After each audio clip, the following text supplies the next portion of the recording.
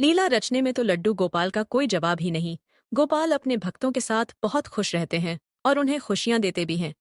ऐसी ही कहानी है एक यशोधरा और नंदकिशोर की, जिनके लिए लड्डू गोपाल को एक बालक का रूप धारण करके आना पड़ा और स्कूल भी जाना पड़ा।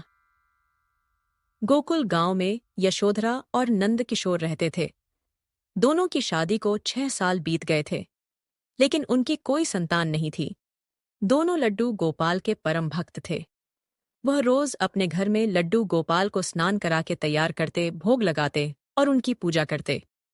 नंदकिशोर गांव के मुखिया जी के खेतों में काम करता था। नंदकिशोर के काम पर जाने के बाद यशोधरा का सारा समय लड्डू गोपाल के साथ बीतता था। वह उनके साथ खेलती, उनके लिए तरह तरह के पकवान बनाती और उन्हें खिलाती। खाओ ना लड्डू गोपाल, आज मैंने आपके लिए खीर पूरी बनाई है। आपको खीर पूरी पसंद है, लो खा लो। कल मैं आपके लिए अपने हाथों से ताजा ताजा माखन निकाल लूंगी और आपको मक्खन का भोग लगाऊंगी।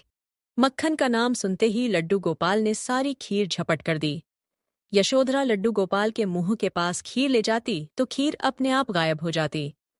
यशोधरा ने देखा कि लड्डू गोपाल के मुंह पर खीर लगी हुई थी। इसी तरह यशोधरा लड्डू गोपाल को जो भी खिलाती वह बड़े प्यार से खा लेते थे। मेरे लड्डू गोपाल, क्या तुम नहीं चाहते कि हमारे आंगन में सचमुच का लड्डू गोपाल खेले? मेरी सोनी गोद कब भरेगी? बोलो, तुम मेरे बेटे हो ना। तुम चिंता मत करो, तुम्हारी जगह कोई नहीं लेगा, लेकिन मेरे सर से बांझ का कलंक हटा दो। इसी तरह यशोधरा लड्डू गोपाल से बात करती और उनसे संतान प्राप्ति के लिए प्रार्थना करती। नंदकिशोर भी लड्डू गोपाल का बहुत ख्याल रखता था। वह जब भी बाहर से आता लड्डू गोपाल के लिए कुछ न कुछ जरूर लेकर आता। यह लो, यशोधरा में लड्डू गोपाल के लिए मिश्री लाया हूं। लड्डू गोपाल को दही और मिश्री बहुत पसंद है। उन्हें कल दही और मिश्री का भोग लगाना। हाँ, मेरे लड्डू गोपाल को दही मिश्री बहुत पसंद है। देखो कैसे खुशी से मुस्कुरा रहे हैं। नंदकिशोर और यशोधरा जैसे भक्तों की भक्ति पाकर लड्डू गोपाल जी बहुत खुश थे। उन्होंने नंदकिशोर और यशोधरा को अपना आशीर्वाद दिया और यशोधरा की इच्छा पूरी हो गई। कुछ दिनों बाद यशोधरा के पैर भारी हो गए और 9 माह के बाद एक सुंदर से बेटे को जन्म दिया। यह लड्डू गोपाल के आशीर्वाद से हुआ है। हम इसका नाम लड्डू रखेंगे। आपका बहुत बहुत धन्यवाद लड्डू गोपाल। आपकी कृपा से मेरी सूनी गोद हरी हो गई। अब यशोधरा और नंदकिशोर लड्डू गोपाल का पहले से भी ज्यादा ध्यान रखने लगे। समय बीतता गया। यशोधरा और नंदकिशोर का बेटा लड्डू धीरे धीरे बड़ा होने लगा। लड्डू रोज नंदकिशोर और यशोधरा को लड्डू गोपाल की सेवा करते हुए देखता। एक दिन, माँ, ये कौन है?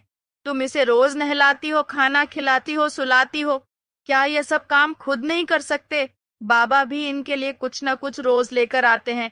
जो चीज मेरे लिए आती है वैसी ही इनके लिए भी आती है। आखिर कौन है यह? लड्डू बेटा, यह लड्डू गोपाल है। ये तेरे बड़े भाई हैं। जैसे मैं तेरे लिए सब कुछ करती हूँ, वैसे ही तेरे भाई के लिए भी सब कुछ करती हूँ। अच्छा, फिर तो मैं उनके साथ खेल सकता हूँ ना? हाँ, तू उनके साथ खेल सकता है। लड्डू बहुत खुश था कि उसके साथ खेलने के लिए एक भाई मिल गया है। अब लड्डू रोज लड्डू गोपाल के साथ खेलते, उन्हें अपने साथ खाना खिलाता और उन्हें अपने साथ सुलाता था। लड्डू का प्रेम देखकर लड्डू गोपाल भी बहुत खुश थे। उन्हें भी लड्डू का साथ बहुत अच्छा लगने लगा। धीरे धीरे लड्डू बड़ा हो रहा था। एक दिन, लड्डू के बाबा, हमारा लड्डू 4 साल का हो गया है। अब इसका एडमिशन स्कूल में करवा दो। यशोधरा, कल ही मैं गांव के सरकारी स्कूल में लड्डू का एडमिशन करवा दूंगा।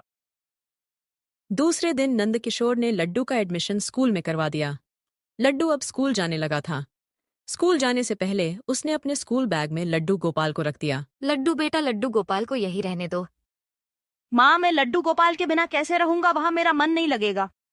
लड्डू बेटा, शाम को स्कूल से जब घर आओगे तब लड्डू गोपाल के साथ खूब खेलना, लेकिन अभी स्कूल में पढ़ाई करनी है। लेकिन माँ, तुमने कहा था कि लड्डू गोपाल मेरे बड़े भाई है। जब मैं स्कूल जा सकता हूँ तो मेरे बड़े भाई क्यों नहीं जा सकते? क्योंकि लड्डू गोपाल को स्कूल जाने की कोई जरूरत नहीं है। वह बहुत ज्ञानी और विद्वान है। यशोधरा ने लड्डू को स्कूल तो भेज दिया, लेकिन लड्डू का पढ़ाई में मन ही नहीं लगता था। वह स्कूल में बैठकर सिर्फ लड्डू गोपाल को याद किया करता था। इस तरह लड्डू परीक्षा में फेल होने लगा, जिस कारण नंदकिशोर और यशोधरा परेशान रहने लगे। यशोधरा लड्डू गोपाल से प्रार्थना करने लगी। लड्डू गोपाल, मेरे लड्डू को न जाने क्या हो गया है। वह पढ़ाई करता ही नहीं है। आप ही कुछ करो ना प्रभु। आपके पास तो सारी मुश्किलों का हल है। लड्डू गोपाल यशोदा की प्रार्थना सुनकर मुस्कुराए। दूसरे दिन जब लड्डू गोपाल स्कूल जाने के लिए घर से निकला, तो रास्ते में लड्डू गोपाल एक साधारण बालक के भेष में लड्डू के पास आए और बोले, क्या तुम मेरे साथ खेलोगे? नहीं, मैं लड्डू गोपाल के अलावा किसी के साथ नहीं खेलता, लेकिन तुम कौन हो? मेरा नाम देव है। मैं पास के जंगल में रहता हूँ। क्या तुम मुझे अपने साथ स्कूल ले चलोगे?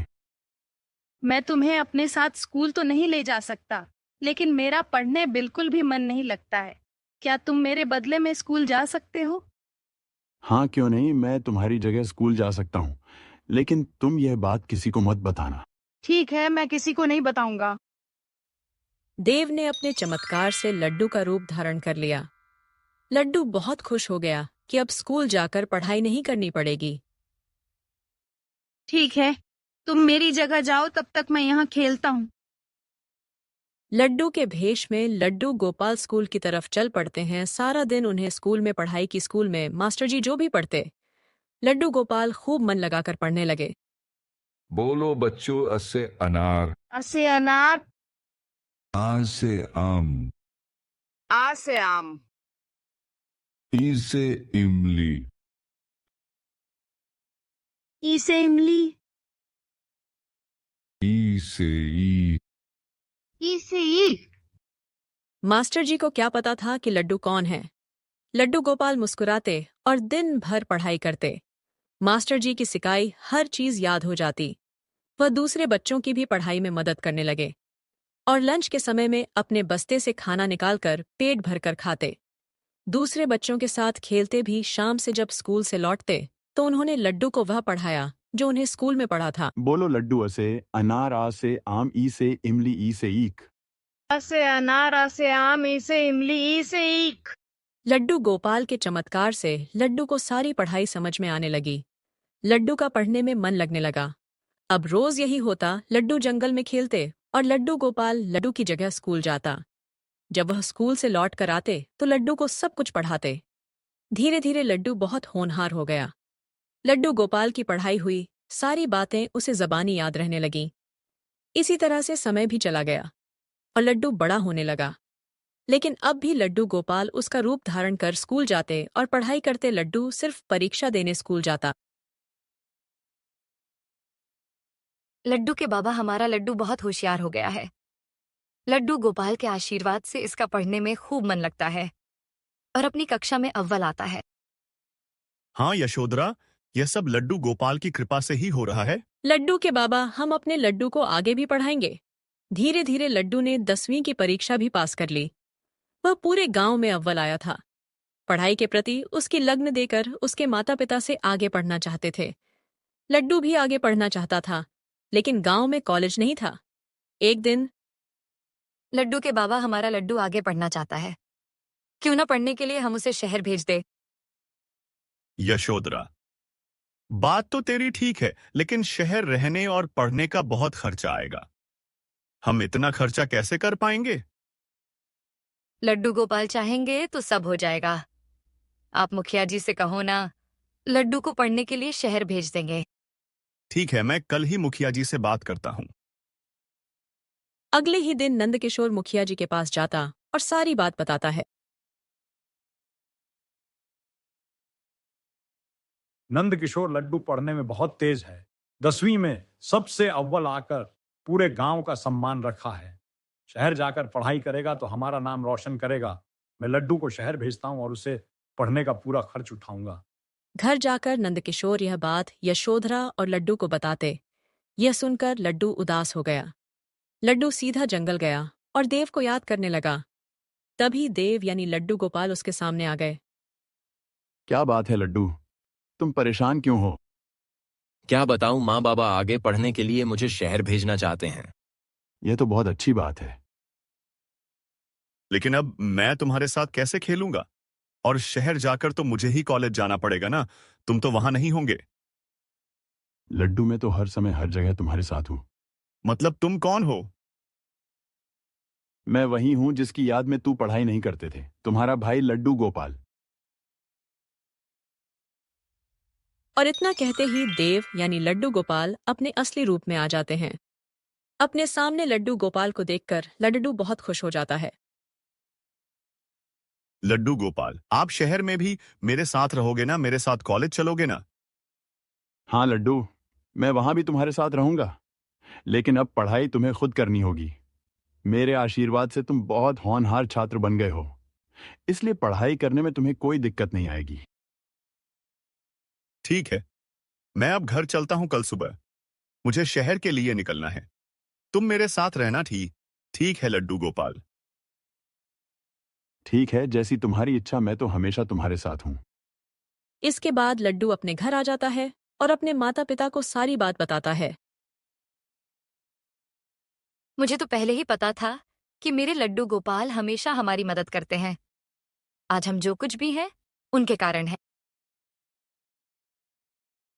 यशोधरा, नंद किशोर और लड्डू ने हाथ जोड़कर लड्डू गोपाल का धन्यवाद किया। दूसरे ही दिन लड्डू शहर के लिए निकल गया और वहां जाकर उसने कॉलेज में एडमिशन लिया। लड्डू गोपाल पढ़ाई करने में अब भी उसकी मदद करते थे।